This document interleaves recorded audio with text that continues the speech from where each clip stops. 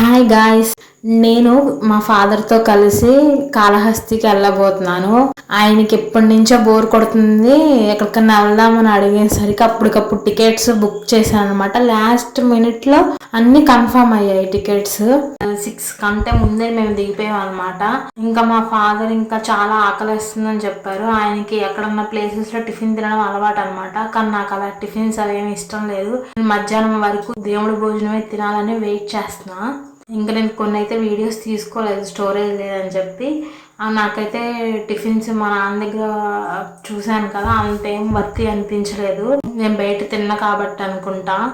రాహుకేతు పూజ బాగా జరిగింది. మా ఫాదర్కి చెప్పి మంచిగా ఉండాలని చెప్పి నేను రాహుకేతు పూజ చేయించాను. అక్కడ ఒక పెద్ద ఫ్రాడ్ జరిగింది. ఆయన నుంచోలేరేమో అని చెప్పి అక్కడ మనుషులు ఉంటారు కదా, 100-200 రూపీస్ ఇస్తే మీకు లైన్లో నుంచోకుండా పంపిస్తామని అంటారా? అదంతా అబద్ధం. అలా అడిగితే ఎవరికి నేను అక్కడ షాప్స్ అన్ని చూసేసిన తర్వాత ఇంకా మా ఫాదర్ మళ్ళీ దర్శనానికి వస్తావంటే రానని చెప్పేశారు. ఇంకా నేను దర్శనానికి 5 అవర్స్ పట్టింది కదా, ఇంకా అసలు ఒకసారి దర్శనం అయ్యిద్దా? నాకు అసలు ఇప్పటికే చాలా ఆకలిసి వస్తుంది. నేను ఈవినింగ్ ఎప్పుడో తిన్నాను.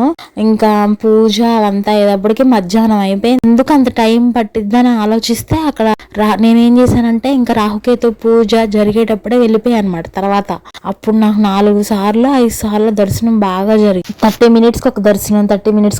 నేనైతే కాలు నొప్పులు వచ్చేంతవరకు తిరుగుతానే ఉన్నా. ఇంకా 6 అయిన తర్వాత ఇంకా చాలు.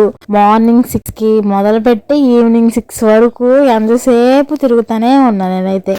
రాహుకేతు పూజ అంట మళ్ళీ అయిపోయింది అనుకో, చాలా మంది జనం వచ్చేస్తారు కదా. పాతాళ గణపతి దగ్గరికి వెళ్ళినా అక్కడ 3 అవర్స్ ఎంతో పట్టింది లైన్ లో. ఒక చిన్న గృహలాగా ఉంటది. తర్వాత అక్కడ ఒక టెంపుల్ ఉంటది, జ్ఞానం ప్రసన్న అంబాదేవి టెంపుల్. అన్ని సార్లు వెళ్ళాను, 4-5 సార్లు. అక్కడ తీర్థం తీసుకున్న అక్కడ నడుము వడ్డానం చూస్తే చాలా మంచిదంట. ఆ పూజారి ఎవరో అన్ని సార్లు వెళ్తుంటే నన్ను వెనక్కి లాగి మరి అది చూడు అని చూపించారు. అక్కడ ఉన్న సేవకు వచ్చిన వాళ్ళు కూడా నన్ను చూడు అని చూపించారు. నాకు ఎంత హ్యాపీ అయిపోయిందో. ఆ సర్కిల్ లాంటిది ఒకటి ఉంటది, అక్కడ పైన ఒక యంత్రం లాగా ఉంటది. అక్కడ కూడా నుంచుని కూడా ఒకసారి దండం పెట్టుకున్నా చాలా సార్లు. మీరు ఒకసారి సెర్చ్ చేస్తే నాకంటే పెద్ద పెద్ద జ్ఞానులు చెప్తారు కదా. అసలే ఐస్ క్రీమ్ అంటే నాకు ఇష్టం. అక్కడైతే ఐస్ క్రీమ్ ఉంది. నాకైతే 2 తిన్నాను, అయినా సరిపోలేదు. మళ్ళీ తింటానంటే వద్దని తీసుకొచ్చేసారు. ప్రసాదాలు అయితే చాలా బాగున్నాయి. నేనైతే ఎక్కువ తినలేకపోయాను, మా అమ్మకి తీసుకొచ్చా.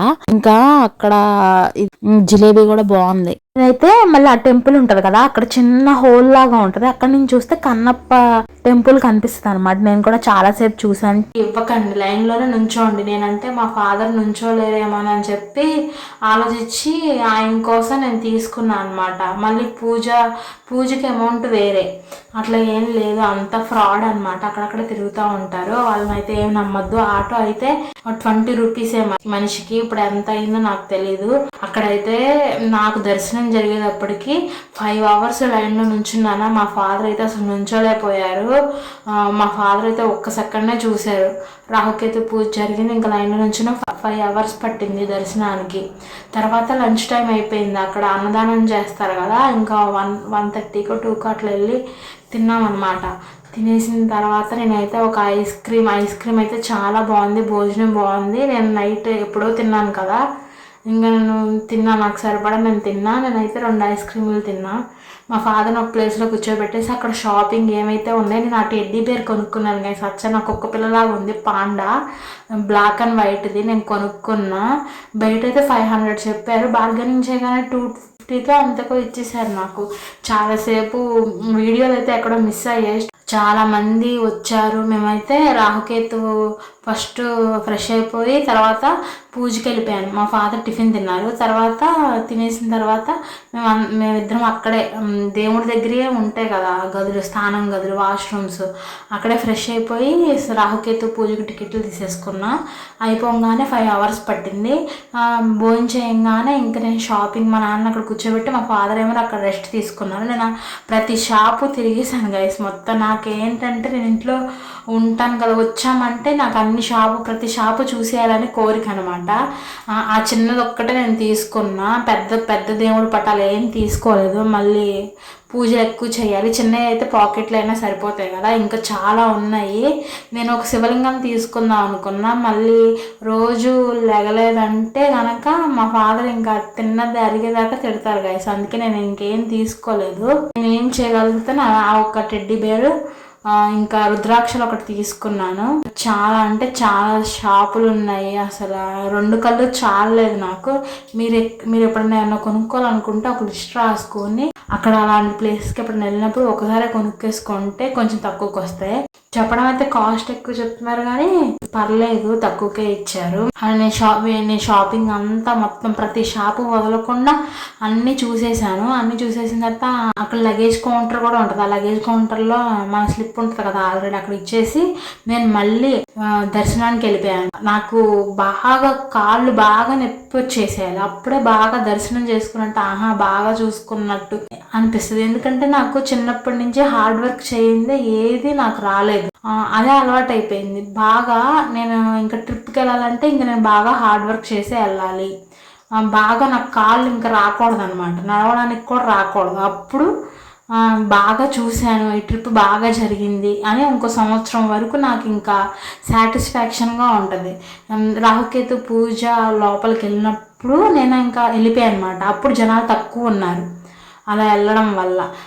అప్పుడు నాకు దర్శనం అయిపోయింది. అలా 4-5 టైమ్స్ పాతాళ గణపతి దగ్గరికి వెళ్ళాను అనమాట. లోపల చాలా మెట్లు దిగేసి చాలా బాగుంది. నేను వీడియో అయితే ఏం తీసుకోలేదు, లోపల ప్రశాంతంగా అన్ని తీసి కొంచెంసేపు జపం చేసుకుని సెల్ఫీలు ఆ చెట్టు దగ్గర ఉండి సెల్ఫీలు అవి దిగామన్నమాట. ఇంకా నాకు ఇంకోసారి భోజనం చేసి ఐస్ క్రీమ్ తిందాం నాన్న అంటే లేదు నువ్వు లావ్ అయిపోతున్నావు, డైటింగ్ చేయాలని చెప్పి మా ఫాదర్ తీసుకొచ్చేసారు. మా ఫాదర్కి టిఫిన్సే ఇష్టం, భోజనం అలా ఏమి వద్దు, ఐస్ క్రీమ్స్ ఎక్కువ తినొద్దు, గొంతు నొప్పి వస్తుంది అది అని చెప్పి తీసుకొచ్చేసారు. స్టేషన్లో ఏమో నాకేం నచ్చట్లేదు టిఫిన్ తిందామంటే. అక్కడ ఒక పెద్ద ఇన్సిడెంట్స్ ఎదురయ్యింది. నేను కంది కొనుక్కున్నా, స్వీట్ కార్న్ తింటుంటే అక్కడ చాలా మంకీస్ వచ్చాయి. ఇంకా మైండ్ పనిచేసింది గైస్, తినే కన్నీ ఇంక విసిరేసాను, అవి వెళ్ళిపోయాయి. లేకపోతే నన్ను కరిచేసే కూడా. అట్లా ఎప్పుడన్నా వస్తే మీ చేతిలో ఉన్నది అలా విసిరేస్తే అవి వెళ్ళిపోతాయి. బ్యాగ్ మొత్తం చెక్ చేసుకున్నాయి, నా దగ్గర ఏమీ లేవని మొత్తం చూపించి అన్నీ వేసేసినాక వెళ్ళిపోయాయి. ఇంకా నేను నాకైతే అన్నిసార్లు తిరిగేటప్పటికి 4-5 టైమ్స్ దర్శనం చేసుకునేటప్పటికి తిన్నదంతా అరిగిపోయింది. ఇంకా అంతకే నిద్ర పట్టట్లేదు. 2 అయ్యింది. ఇంకా స్టేషన్లో వస్తుంది కదా ఫుడ్, కార్డ్ రైస్ కొనుక్కొని తిన్నా అనమాట. ఇవి రుద్రాక్షలు అక్కడ గుడి దగ్గర అమ్ముతున్నారు, టెస్ట్ చేస్తున్నారు అనమాట. ఏదో యూట్యూబ్లో చూశాను, ఇలా వస్తే మంచిది అలా వస్తే మంచిది అని అంటే ఇంకా నేను అనుకున్నా అంత దేవుడి దగ్గరది అన్ని మంచిది అనుకుని మనం కట్టుకుంటే అంత మంచి జరిగిద్ది గైస్. ఇది మంచిది అది మంచిది అని కాదు, నేను మా పేరెంట్స్కి అయితే అది తీసుకున్నా.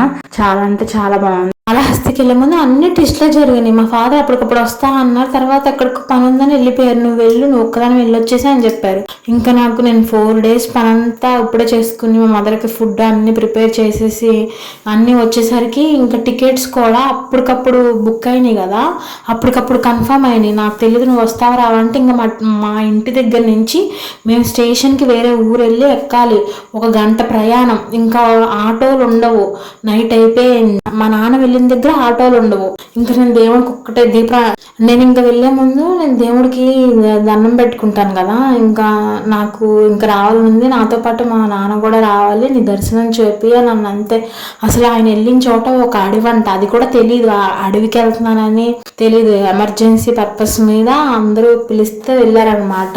అక్కడెక్కడో అసలు ఒక ఆటోలు ఉండవు, ఒక బస్సులు ఉండవు, ఏమి ఉండవంట. ఇంకా అప్పటికప్పుడు లాస్ట్ మినిట్లో ఎవరో బైక్ మీద వచ్చి నేను అక్కడ వరకు వెళ్తున్నాను, సెంటర్ వరకు రండి ఎక్కడన్నీ తీసుకెళ్లారంట. నాకేమో ఫోన్ చేసి మా నాన్నకు కూడా తెలియదు, లాస్ట్ మినిట్ వరకు తెలియదు, వస్తానని కూడా అనుకోలేదంట. నానేమో నువ్వేమో అబద్ధం చెప్పావు, నువ్వు వస్తానని ఎందుకు అన్నావు, నువ్వు మోసం చేశాను, అలా అబద్ధం చెప్తే నేను ఎప్పుడు నమ్మనని నేను ఆ ఒక్క మాట అనేసి ఇంకా నేను కూడా అర్థం చేసుకున్నాను. ఇంకా 10 నిమిషాలు ఉంది. 10 నిమిషాల్లో తర్వాత మేము మా ట్రైన్ దగ్గరికి వెళ్ళడానికి ఆటోలు లేవు. 8 దాటిపోయింది. మేమేమి ఆటో మాట్లాడుకోలేదు రెడీగా ఉండటానికి. అలా రోడ్డు దాకా నడుచుకెళ్తే ఒక ఆటో అతను పిలిచి పదండి ఎక్కడి వరకు అని అడిగాడు. ఆహా, ఇంకా అసలు ఇలా చెప్పగానే చాలా స్పీడ్గా పోనిచ్చాడు. ఆ ట్రైన్ మేము ఇలా వెళ్ళాము, ఒక్క 5 నిమిషాల్లో ట్రైన్ వచ్చేసింది. అసలు మళ్ళీ రిజర్వేషన్ కూడా అవ్వలేదు. మా రిజర్వేషన్ లేకపోతే అసలు ట్రైన్లో కూర్చోవడం వల్ల కాని పని.